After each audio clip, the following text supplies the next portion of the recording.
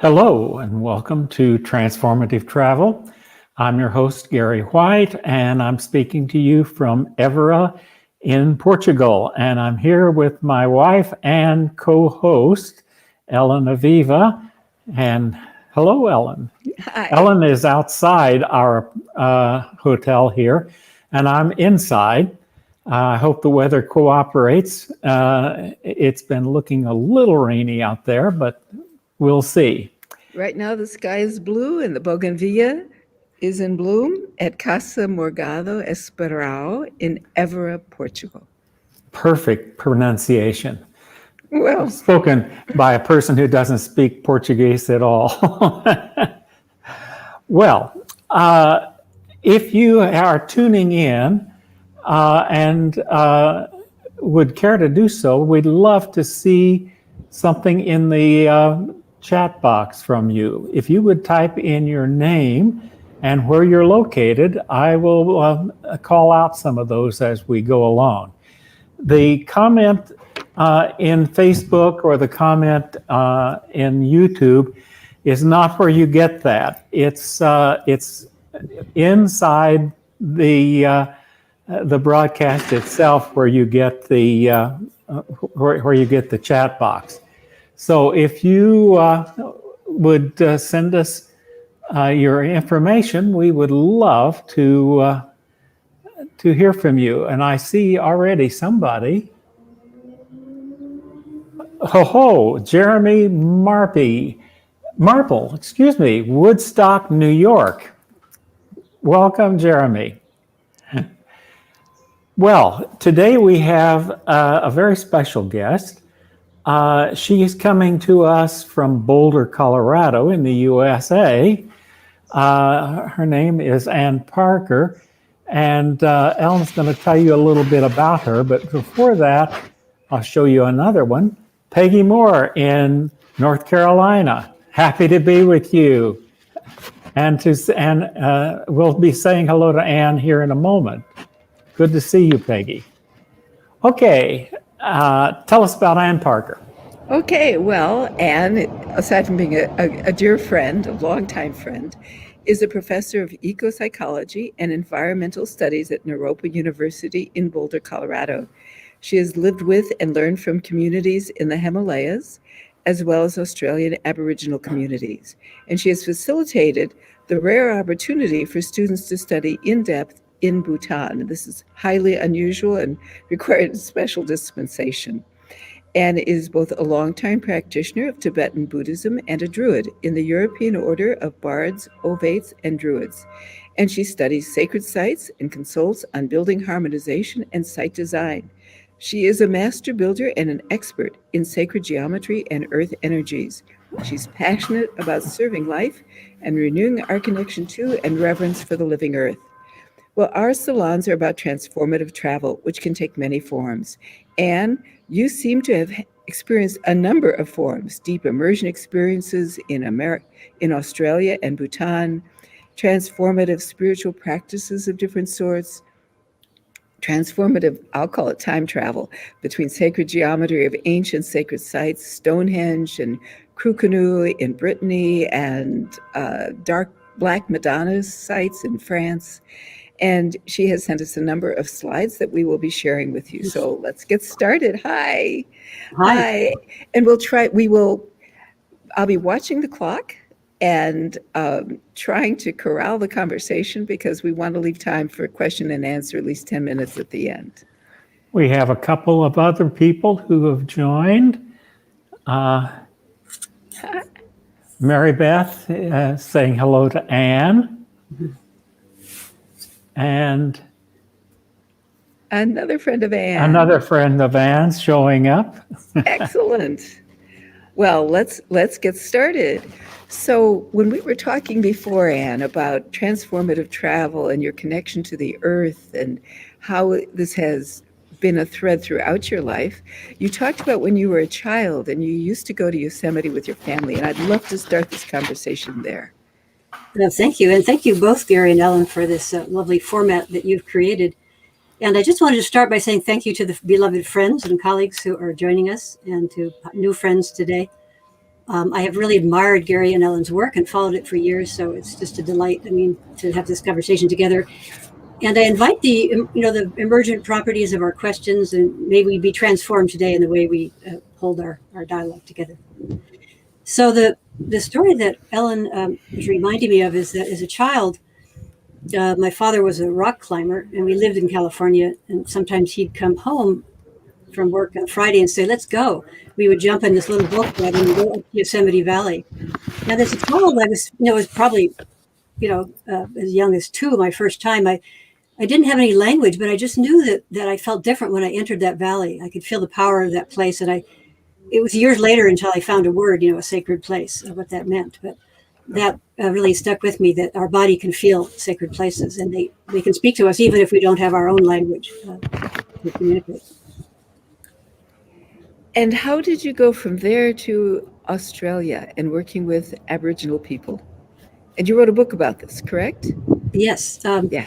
Yes, it's called Stories from the Origin, the book, and it's a series of short stories. And Gary has put it on the screen, and I was about 21 there in that time period. And it wasn't a time of taking photographs. This is one of the very few photographs from that time because it didn't fit with the world I was in. And also my Aboriginal friends said, don't take pictures. People will think we're poor, but we're not. We're rich in all the culture that we have. So this is a rare picture of me at the age of 21. And I just felt really grateful to have that opportunity, to have that experience. A friend of mine, a dear friend, recently commented that she's known me since I was in my mid-teens. She said, that really altered you, and I think she's right about that. It was a chance to be with people who lived on the land in a way that I had never imagined. And I was sort of full of myself when I got there. I had my BA degree in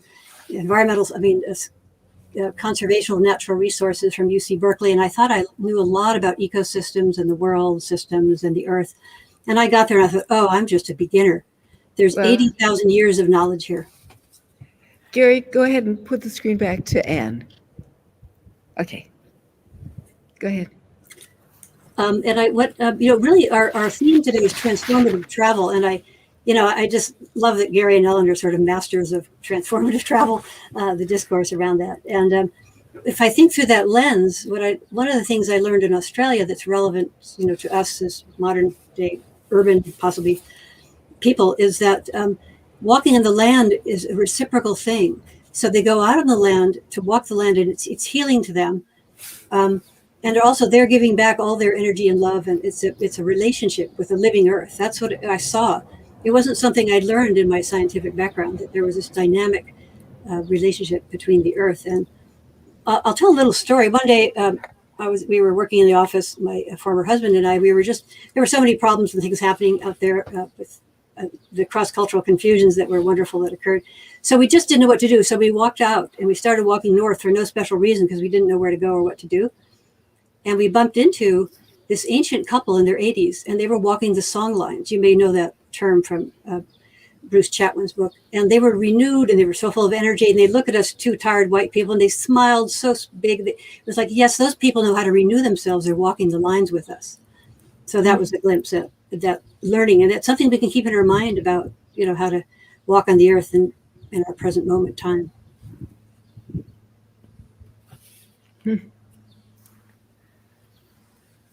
So there's a lot more to say, but that gives you a glimpse of what I think is this deep, deep knowledge and how we can find that and bring it into our world. You studied also in Australia and Perth? Yes, the big star there on the coast is Perth, and I was this equivalent of a GA, a graduate assistant at the Murdoch University, with the very first course that was ever taught in environmental history. And And then, given the chutzpah of my former husband, he wanted to go out to the desert. So we went to the second little star in Dhaka River. And I was working on ethnobotany on a grant from the Australian Institute of Aboriginal Studies and understanding their knowledge of plants. And he was recording sacred sites out there. And so that led us into this world that I'm just so grateful I had that opportunity. I can't really express it.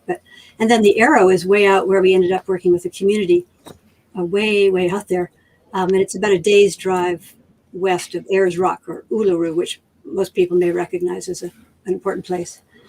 And they live in a world of sacred sites, and sacred sites where it's a dynamic relationship. And walking the song lines is a regular part of their living world. So. And you were able to experience that with them, walking the song lines? Well, I told that one story for you. But beyond that, when you were in the desert near Uluru? It's an interesting story because how would I say it? It's their own practice. So I wouldn't say, hey, you want to meditate with me? But I might see you in the cushion in the meditation hall and say, oh, great, it's neat that we're meditating. That's my metaphor for they would be doing their practices and their own ceremonies. And a lot of these are not open to other people. That's what I was curious about. Yeah. And sometimes even some of the sites as a woman, I couldn't go. So I'd just be left in the desert for a couple of days by myself, which I thought was great. That was a great thing too. And one time I was sitting by myself in the desert and this Aboriginal woman appeared out of nowhere in a vast empty landscape. And she had this urgency to her. She was signing, she was drawing in the sand over and over again, this pattern, circles and lines. And I tried, my Nganandara wasn't very good and she didn't speak English. So she kept doing it over and over again. Then suddenly I looked at what she was doing with her hands and I realized she was signing her sacred site. And her urgency was that my sacred site is being destroyed. So we could communicate without words in that sense of connecting, with the care for the earth. So I think I got what I needed, even though I wasn't necessarily going to the site where the guys had gone. So that's sort of a glimpse at the world, the experience. When we were talking about this, you were saying that they communicated in different ways, not just with language, the way we think about it, with words that issue from the mouth, but also with hands and with silence. Could you say some more about that? Yeah. And I have a little story about that in the book, Stories from the Origin. And, coming from a science background, I would have thought this was completely crazy what I'm about to say, but I felt it and I saw it. And I think all humans have the ability to feel and sense in that way. So I would be interviewing some, Aboriginal folks about the plants, and they would be speaking about the plant. They'd give its name and they would talk about, we used to eat that in the summertime, but they'd be moving their hands in a way of gathering and grinding and making things. So they would be doing two languages at the same time. And it was completely coherent. Like it wasn't a sign language where I needed to study. It was something I could see in the way they were doing it. And then they also did something which I call in the book, empathy. The deepest level of empathy is we can hear each other without words. And I believe they were really skillful in that. I can't measure it for you in scientific terms, but I do have one story about that. My mother, who had never been, she'd been in Europe, but she'd never been in really dramatically different cultures. She came to stay with me and when I was out in the desert, and she liked to get up in the morning and go on a walk. And I got up early to make her breakfast, but I saw that she'd already gone for a walk. And I thought, oh no, I hope she doesn't go to the sacred sites because they're not allowed to go to some of the places. And she came back pretty quickly. And I said, oh, what happened? And she said, a man told me it was a sacred site and I must go back. And I said, what language did he speak? And she said he didn't speak. So I'm inviting for you, your level of that kind of knowing is what I'm kind of inviting. And it's like as a kid, you don't know how to tie your shoe until somebody shows you how to do it, right? So I didn't know that humans could really do that until I saw them doing it, if that makes sense. We tap into our innate knowing in an interesting way. So what I'm hearing is a part of the transformation in the living experience of being in Australia was to learn beyond the scientific mindset and the sort of linguistic, sort of literal, longitudinal, straightforward way of being, that there were many other ways to communicate, many other ways to experience that were deeply meaningful and transformative. That's beautiful, that there are these other ways of knowing it. It's not that I don't like science. I love that my dentist knows what to put in my tooth, and there's these other ways of knowing, and I felt I've had great gratitude for that window that was open to me. How long were you there? We were in Australia for 3 years. The first year was in Perth, working at the university, and then I got the grant and went out to do the ethnobotany in Docker River, which is about the middle of Western Australia, the smaller little star. And then we worked for the government out in a Northern Territory where the arrow is going, and helping support an Aboriginal community. And it's, I don't want to be idealizing things, because their world was tough. There was a lot of, colonial conquering and genocide that went on to destroy the Aboriginal cultures. And the people who survived, I just have such gratitude for them. And there's a way in which some of the elders I work with, I don't even know how to give a language to it. There's a story in the book, but they came from a place, I don't even want to use the word forgiveness. It was deeper than that. They were in the dream time. They were coming from another place where they just had the slightest wonder why we white people would have done what we did. But they were holding us in a much bigger picture. And I just can't tell you how profound that was. It's way beyond repair and reconciliation. It was coming from this really profound place. And I'm sort of lost for words there, but it was something that I was just so amazed about. And something perhaps we can learn from. Well, thank you for sharing that.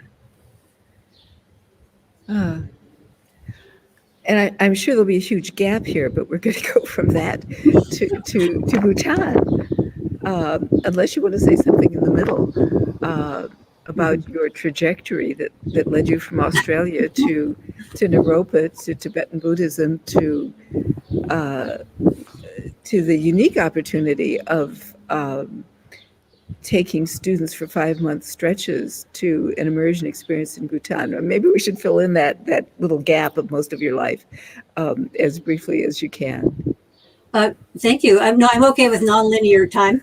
Okay. Because this fits with my, like you, I have this calling to really work with the transformational travel. For me means like really working with the earth as mentor, as teacher, and a deep relationship. So we're not just going to hang around and go shopping or something. We're actually learning from the place. And there is a connection. I felt when I was around those Aboriginal elders that I saw something and I didn't know how to get there. It was just, I didn't know what way to get there. And I found my handrails to find that through Tibetan Buddhism. I found a way. So there is a connection. I needed a spiritual path. Now, I didn't even know I wanted or needed a spiritual path. I was just a happy scientist. And then I needed some handrails. And so I'm grateful for that. And it led me to the Himalayan region. And I ended up teaching there at Naropa because of my background. And what do I want to say? Wait, I'm stopped here. Okay, sure. Can you say more about the handrails? I'm trying to understand, get my mind around how Tibetan Buddhism would give you handrails similar to somehow connecting you to what the Australian Aboriginal people were experiencing.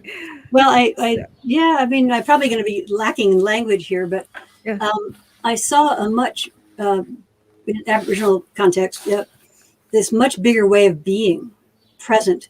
And when they talk about the dream time, it's really hard to, that word doesn't really translate because it means it embraces the past, present, and future in the present moment, which is also the language of Buddhism, as you can hear that. Mm-hmm. And they don't even know how to translate the word. The best word that people have come up for the dream time is every when, like everywhere, every when, so all time in the same place.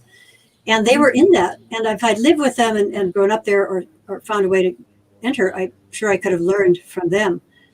But, many people, it was not easy to access somebody. You would have to have lived out there many, many, many years. And I would have loved to do that, but it sort of wasn't on my plate, so to speak, as a way to enter into a deeper spiritual earth-connected practice. And Tibetan Buddhism is very shamanic and very connected to the land and the earth, as well as with the beautiful, insight of awakening and practice that Buddhism has. So I'm saying that when we arrive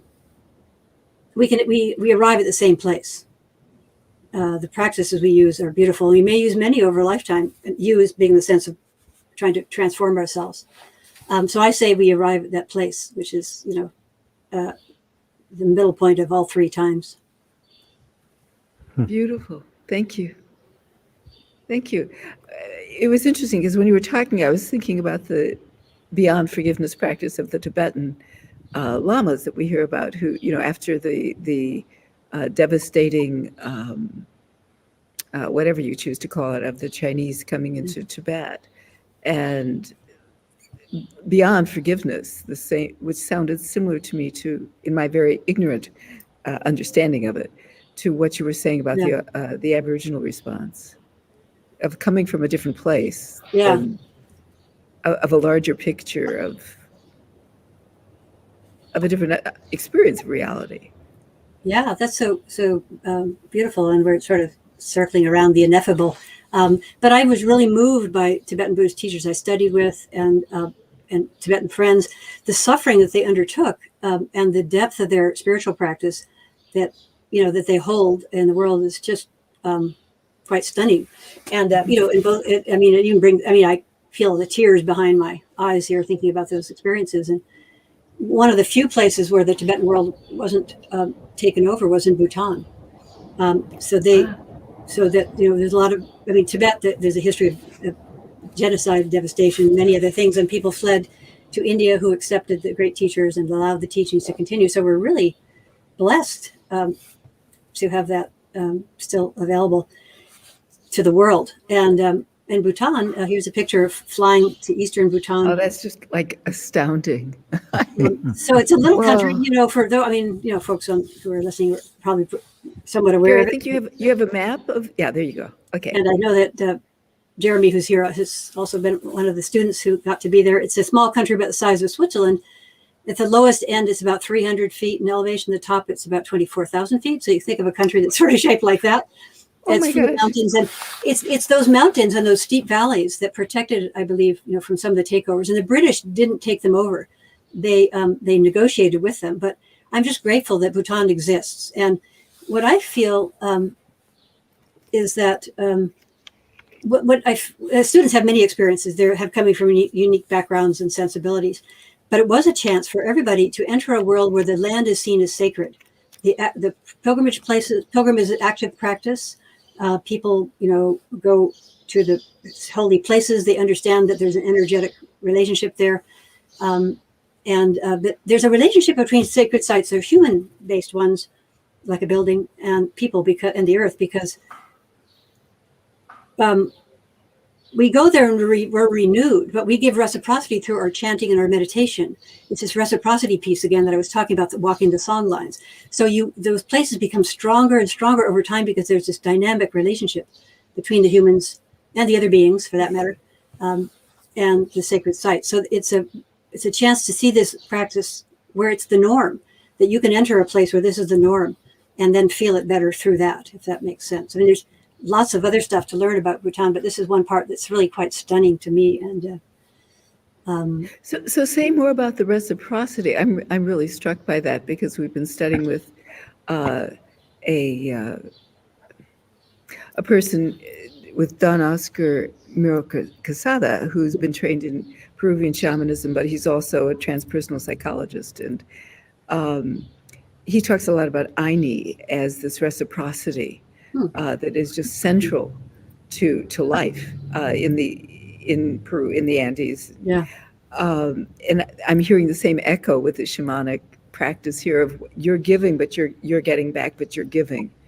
And so please say more about that. Yeah, I'll try to find some words here. Is that one language that I've sometimes used is that a powerful place. It may have a building or not, but it's a place where the energy of the earth is transformative, we'll say, and the people who go there, it supports them or their practices, and so they would be doing their meditations or chants or rituals. And in time, there's this relationship that builds up like a morphic field, and so anybody else who comes into that field can feel supported. Literally, with the sacred geometry aspects, your whole chakra system lines up, and we're also humble. We're not there to get and take. It's so much the discourse of Western culture. We're there to interbe with the place. So the place has agency. It's alive, and it has dynamic energy, and we are dancing with it. And maybe that's a metaphor that I can pop to mind at the moment. But it's a piece we definitely sort of need to be working on recovering in the West here. A place is not a dead spot on a ball circling a random universe. It's alive, And so when we relate that way, there's a much greater conversation. Like if I walk by my neighbor and I don't smile, then I don't connect, right? But if I look at my neighbor and smile, we know that we're connecting. And we might even then talk or do other things together, which would be the metaphor for the rituals, So there's that actual felt sense. So being present to the place, whether, I know you also said that there are the man-made, human-made, female, male, person-made locations, like the stupa that Gary was showing, but that there are also locations in nature that are sacred and holy, and that you can sense that when you're there. Yeah, both are true, and I think our ancient ancestors and all of our lineages knew about those places that were transformational. And so you maybe like me with Yosemite Valley, that was like, oh, this is a place that's powerful. I could learn from this place and I could transform in this place. So maybe that's a language that we could say that's a felt sense from humans in the modern. And it doesn't mean that the rest of the earth isn't sacred. It's just that these are like the active points, like an acupuncture point on the earth, or like for example, I could kiss you on your shoulder, but it might be more sensitive if I kiss your hand, or even if I kiss your lips, right? So there's a sense of just working with it.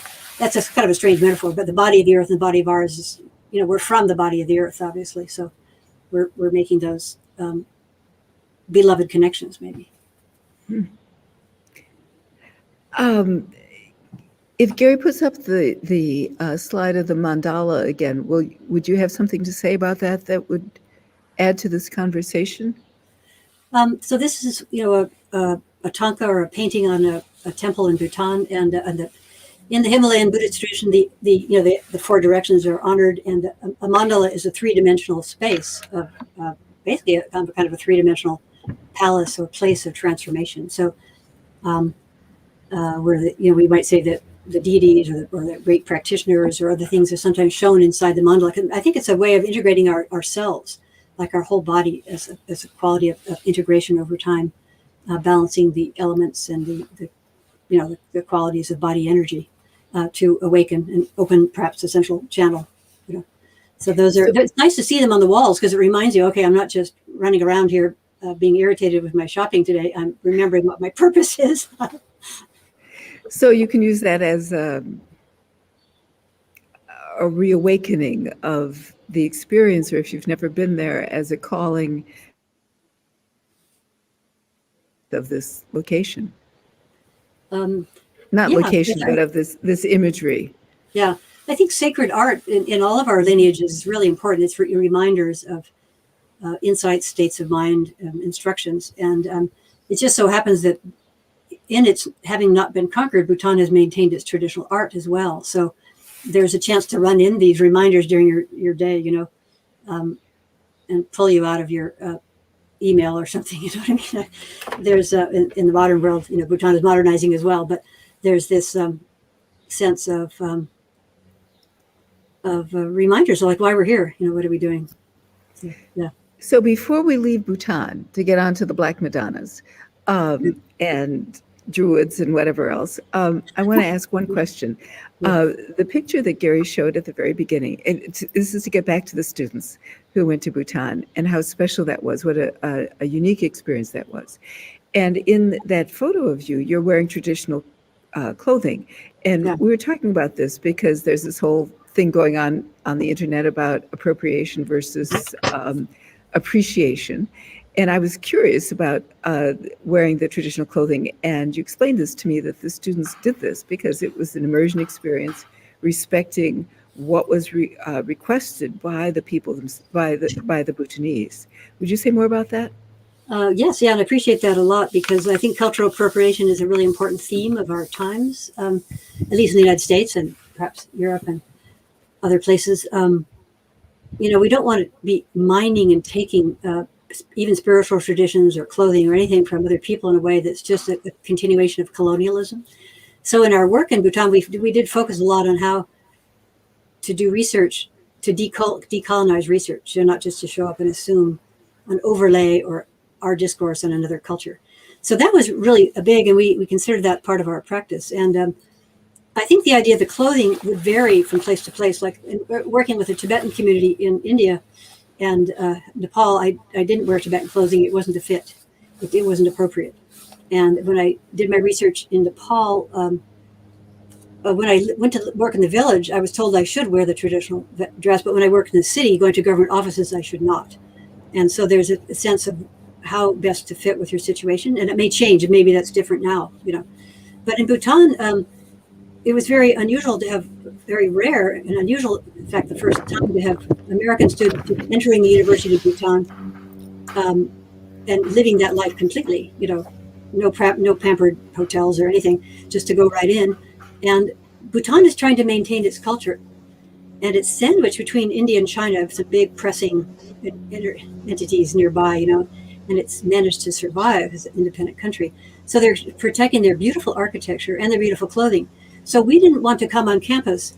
We wanted to do what everybody else was doing. The clothing is required when you go to the university. So we didn't want to break the rules. And, that clothing is so beautiful. We would turn up looking really sloppy to school, whereas everybody else is looking so elegant, and it's tough. Like, you have to learn how to wear it. And the men's clothing is way harder. And you have to have a lot of pins so it doesn't drop off in the middle of class or, stuff. So it was a practice in itself to just sort of be elegant every day because it was the norm. And, that might change over time, but in our experience, that was the offering we made to show up and just be ordinary folks. So this program went on for 5 years? Well, we had a 5-year contract, and then we got the next 5 years. But and I was on sabbatical, so other folks went. And on our 6th year, but it had to close down due to COVID. So it's being redesigned. So you can always contact me personally if you are interested in its future. Yeah, and the total immersion experience. I mean, you said kids were, they're living the way the other students are living, and they're right. Sometimes valleys apart from each other. Right. Well, we worked with 3 campuses, and there's in either some 10,500 or 11,000 passes between the one campus and the other over windy mountain roads, and so we were spread out. Now, using the word kids is just to be affectionate. These are beautiful young people, young adults who are so profound and taking on so much. So I'm just saying the word kids to be affectionate. I'm so sorry. I apologize. No, it's okay. I'm taking it. I just feel so old these days that everybody feels like a kid. Yeah, but my kid who's 50. So yeah. So we dove in. We people lived in the dorms. They ate and cooked and did whatever other people did. Went to classrooms, worked with the teaching styles at hand. Challenged sometimes in study groups to team up with multiple languages. Bhutan has 19 languages, and even the students who get to the university are sometimes not really good in the national language. So their side comments are in different languages, like Shorshap or Kurtep or something else. So they just lived as it was and faced this opportunity to be a minority in another culture, which I thought was a great learning for anybody, for that matter. Yeah. I'm looking at the time.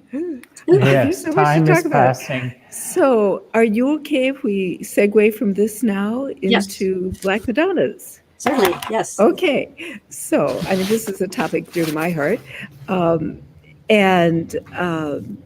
Let's see. I would love it if you would start this conversation. We're going to talk about Black Madonnas, and Anne has done a lot of research on this that involves both the more than both, but the historical experience, the lived experience of visiting sites, and the geomantic experience of using dowsing rods and body and other things that she can talk about to actually experience what is energetically going on within the sacred sites where there are a number of Black Madonnas. And I see that one says, you can see Marseille and Lyon. And would you tell us first, though, about how you first, the dream that you had, because this is yet another way of knowing, the dream Yeah. that you had that sent you eventually to Lyon. Would you share that? Yeah, thank you. And I want to say that the research that we'll talk about in a minute was the first time I actually felt research was meaningful to me on all levels, because it wasn't just the intellect. It wasn't just studying something. It was coming from a very deep experience. And so that's, I think, how real research should happen. But when I first came to Naropa, gosh, it's 25 years ago, I had a dream just before classes started of a landscape. And it was very detailed. There was very specific 2 big rivers that joined and these certain kind of surrounding mountains. And I woke up and I was surprised, because I've often dreamed about places I lived in the past, and they were usually more symbolic. They were symbolic places, like Berkeley, where I was born, or Perth, Australia. And this one was really specific. It was more like a map or a satellite imagery. I thought that was really weird. So I got up and I was looking, I got an atlas and I started flipping through the atlas to see if I could find this place. And I tried, California and other places where I'd lived in the world, and Switzerland and different things, but I couldn't find it. And then I just thought, okay, I'm just going to go through the atlas page by page. And so I did. And then I suddenly saw Lyon, that town in eastern France, and mid-eastern France, the big star there in the picture. And I thought, oh, that's it. And it was perfect. It was just like my thing. And I thought, well, that must have something to do with something, maybe my ancestry. So someday I'll go there. And I didn't get there till about 7 years later when I was having a sabbatical. But that was sort of striking to me. And I've been talking about places as teachers and mentors. And, so whatever language we want to give it, I feel the place was calling me to come and see. And I took it seriously, which again, to take something like that seriously in our modern discourse people might think you're a little nuts, but I just thought, okay, I got to go. So. And what happened when you went there? So the first time I went there, here's this beautiful Black Madonna here. The first time I went there, it was during that heat wave in France, and 2003. 2003. We were there because we were walking one of the French from pilgrimage Lepuy roads to from the Lepuy to Pyrenees. And we were in the second stretch. We started in 2002, and we were walking it in phases. We thought we would get done in 2003, but we were 5 days away from the Pyrenees on this Chemin de Saint-Jacques from Lepuy, and the heat wave hit. Yeah. And it was just, the asphalt was melting on the streets, and I don't do heat. And it was just terrific. It was just terrific. So we stopped and left to go back the following year. But yeah, we were there during the midst of that killer heat wave in late May, early June of 2003.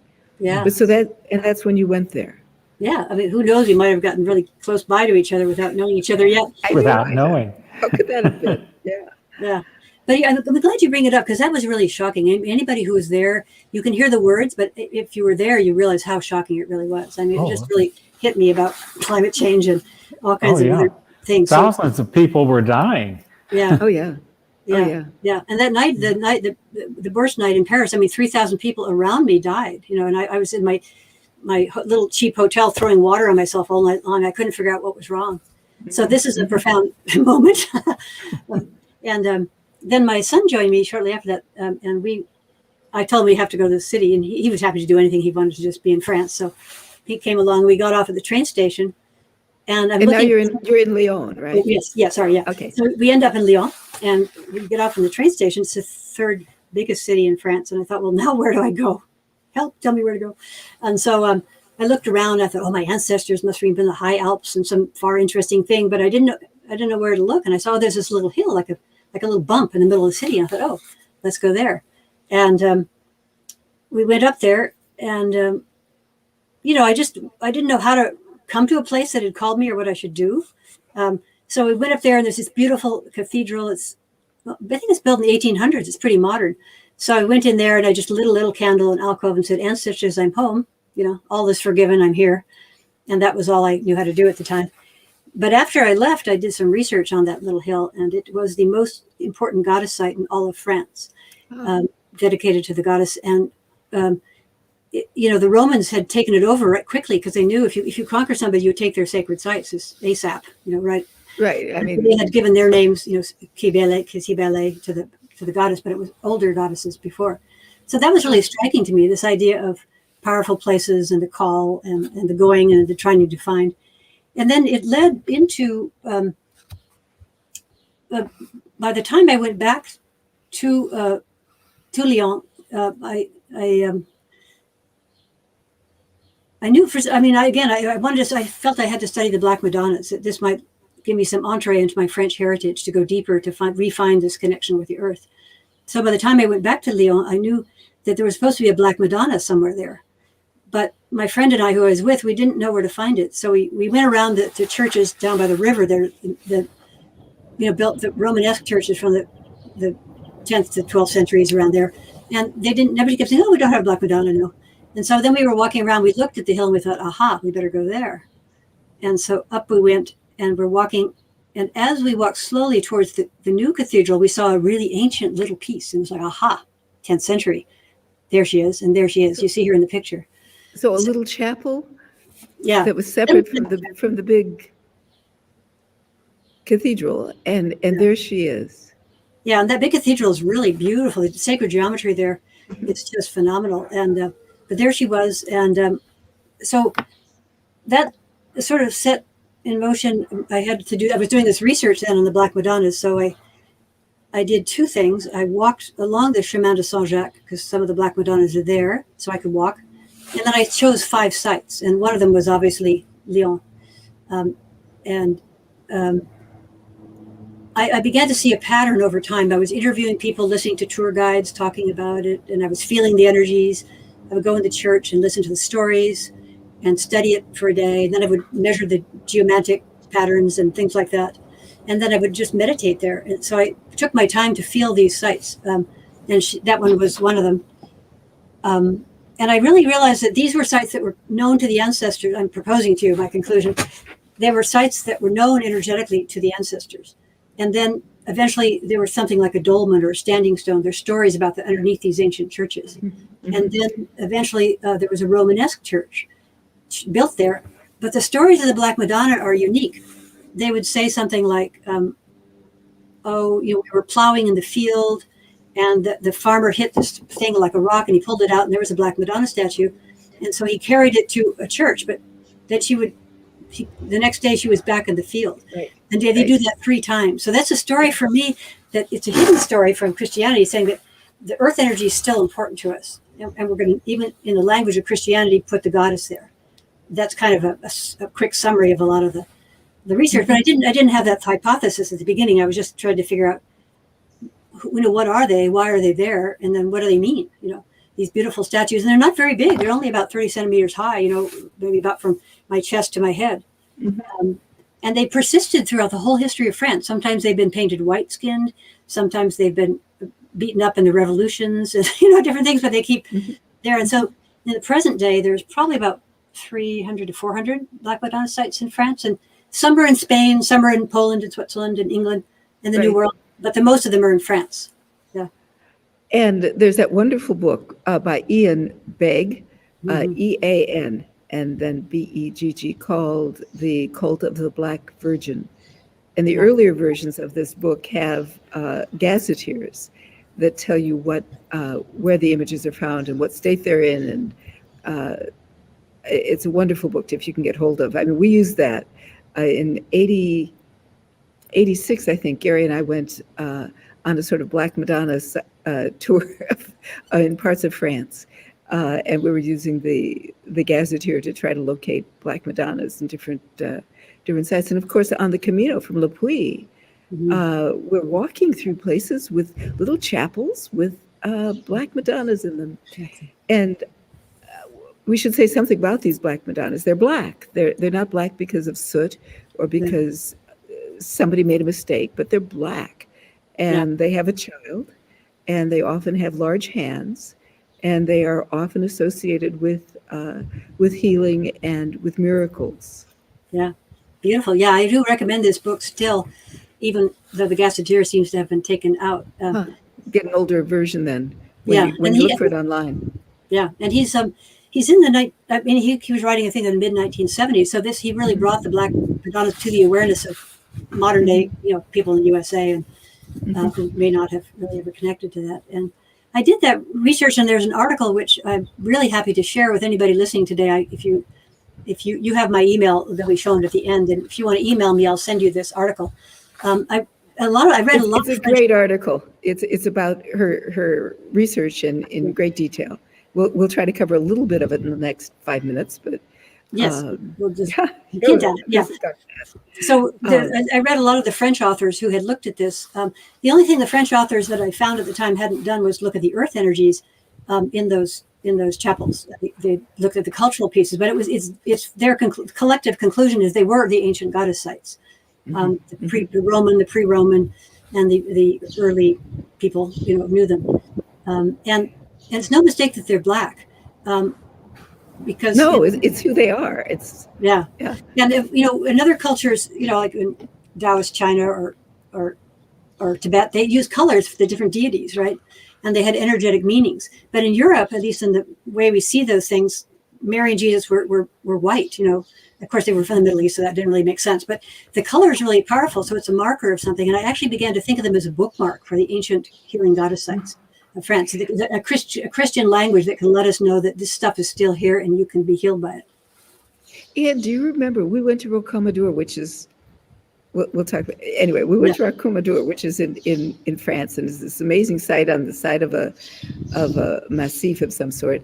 And the Black Madonna there is sort of almost skeletal. She's just black and skinny, and she's on a throne, and she's not dressed at all with robes, but she has a crown. And do you remember she called us? She called me in the middle of the night. I know. And she said, "Come see me." And I said, "Gary, I'm getting this message from the Black Madonna." And he said, "Oh, I want to sleep. I've got to sleep." And so I went over next door and knocked on your door, and you just finished taking a shower. And I said, "Listen, I'm getting this message from the Black Madonna, and I don't know what this is about, because I'm sure that the chapel's closed. It's 10 o'clock at night, but you want to come with me?" And so we walked through the night streets of this tiny village of Rocamadour up to the chapel, which was supposed to be closed, and there was a pilgrimage gathering of young people with a priest in front playing the guitar, and they were singing an ode to the Virgin, and the doors were open to the chapel, and we walked in with them. Do you remember that? Because it was like, I can't believe this. I mean, I'm going to sleep, and I get this message that she's calling me, and how could she be calling me? I mean, yeah. Totally beyond anything I can explain. But and thank goodness you came with me, and there we were, and there was this pilgrimage group going to see her, and we just stood there in the very back of the crew and listened to them sing chants of homage to the Black Madonna of Rocamadour. Yeah, that's beautiful. I mean, I loved, I trusted you in the middle of the night, although I was about to go to bed. And I love that you trusted yourself and I trusted you. And when we got there, those things are locked up and they're totally closed at night. And so we just stood there. But then along came the priest with the key in his hand. I remember that. It was sort of magical. The minute we arrived, somehow the key had arrived in the middle of the night. So that's just a reminder of trusting our intuition and which is what you're saying from the beginning. I mean, that's how you ended up there to start with at Lyon, was you trusted your intuition, you trusted the dream.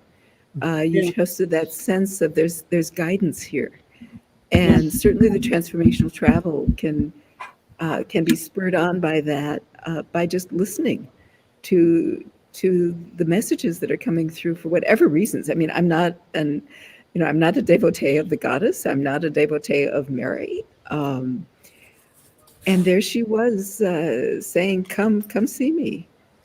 Yeah, it's beautiful. It had a lot to do. I mean, I think for me, it had a lot to do with wanting there to be a living practice like the Aboriginal people had in my own heritage. And so this recovery of the European heritage and trusting things that my Western logical mind would have said, no, but I feel like then to find these living sites like the Aboriginal people have, to be called to them, to relate to them. I mean, it kind of ties into wanting so much longing that in the Western lineages.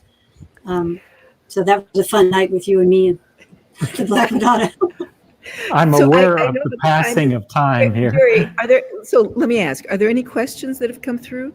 If not, what I'd like to do is have you at least, let's get as far as Le Puy. Okay. And I think we're going to have to continue this next week, because not only do they have, do we have a lot more to say about how you douse at these sites, and a lot more to say about geomancy and sensing energies in sacred Oh, sites. look at these sweet people. I love my people coming into the pictures here. Yes. So But Kichu, could we just show the slides of Lapui? Sure. Yeah, There are no acknowledge questions. I just want to acknowledge that Kichu is a very powerful site, as you know, and also Haley knows as well. So that feeling of, you're letting us know, yeah. Okay, so I want to see this because you can see this is Lapui en Velay. It's the start of one of the 4 pilgrimage roads, the Caminos de Santiago, that lead across France and then across northern Spain to the northwestern corner to a pilgrimage site called Santiago de Compostela. And this has been a major pilgrimage route since long before the Middle Ages, but in the Middle Ages, it was one of the major pilgrimage shrines that ranked with Rome and Jerusalem. And I could go on about that because I did my. Well, let me say one thing about that. Look at this. Yeah. Is that Lapui is the center of an ancient volcano. Yes. So those stones you see sticking up with towers on the top are actually volcanic plugs. There was left of what had been. And the one in the foreground is St. Michael of the Needle. The one in the left background has a statue of, I forget, Jesus on the top. Joseph, maybe? And the one just to the right of St. Michael of the Needle is the cathedral, which is on another one of those volcanic plugs. So the energy there is just, we started climbing up to St. Michael's of the Needle, and I could hardly walk because the energy was so strong in the plug for somehow something about the land itself. And there was a dolmen at the top there that had later been used as part of the construction in the little chapel of St. Michael of the Needle. Yes, you go in the chapel and the dolmen is just inside the door. But then I think you have I'm looking at the time. So I know. There's So I would, this is something that some of our listeners may be called to as they hear us tell the stories, for their European background. And can I read a little quote just to end our session? Yes, I'm sorry if I'm rushing at this point. I'm going to stop. And it's okay. You have one more picture of the Black Madonna there. In Lapui. Yeah, there she is. So here I'm going to give a little ode to this Black Madonna. And, it's for our listeners, whatever called in your heart or your mind or your sensibilities, you'll take away. I just want to read this quote from that article. She, the Black Virgin, sits now on the very spot beside a spring where the earth energies cross at the plug of an ancient volcano. So it's the neck of a volcano, an ancient volcano. At a key point of expression of major energy that affects the human body at a place of healing and alignment. As I stood there, I wondered, can she guide us home to the healing places of this land and our connection to the feeling of feeling the earth in a way that gives us direct feedback loop on balance, care, and harmony for the living earth? Was she a marker, like a bookmark left long ago in a forgotten book, a book we now seek to read again? So that's beautiful. That was our calling for all of us, for our lineages, our ancestry, and the world. That's beautiful. We're going to have to discontinue this next week. I know we haven't gotten into the sacred geometry part. So we're halfway through the slides that we have prepared. So tune in next week, and we'll continue this conversation. Are there any? Did I brush us from the comments that have been posted? Do you need to say more about those, Anne? Well, I just hope. I'm sorry we didn't include as many questions as I was imagining. So maybe we're building up to having a big question time next week as well. And yes, some of our folks have a lot of experience with things. Including save your questions; they'll be answered next week. We had too much to talk about. Sorry about that. But thank you so much. You're just creating a nice setting for us all to co-learn, hopefully co-inspire as we go forward. So you're okay with next week, same time, same place? Yeah, because we wanted to look at a few case studies so people could see the sacred geometry aspect as well. Yes, because I want to talk about, because all of this about sensing in the body and the land and dowsing. Gary just published a book last summer on dowsing. and you talk a lot about dowsing. In fact, we've studied with you, as Indeed. well as with Dominique, Susani.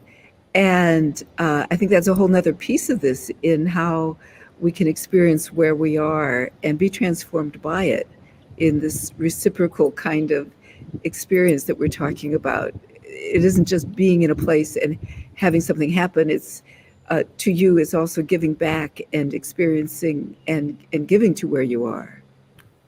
Beautiful, yeah. And I think, we do need to really rebalance our relationship with the earth, humans, and entering in. It's not just about, fleeing the sadness of that. It's about entering the deeper relationship with the earth and the joyous interbeing relationships we might be able to evoke. So, yeah, it's an invitation to our wholeness, really. Yeah. So we have like tune in. Are we done, or do you have one more minute to ask if anybody wants to ask a question? Sure. Sarah, If there's any questions, put them in the chat box. Here's one.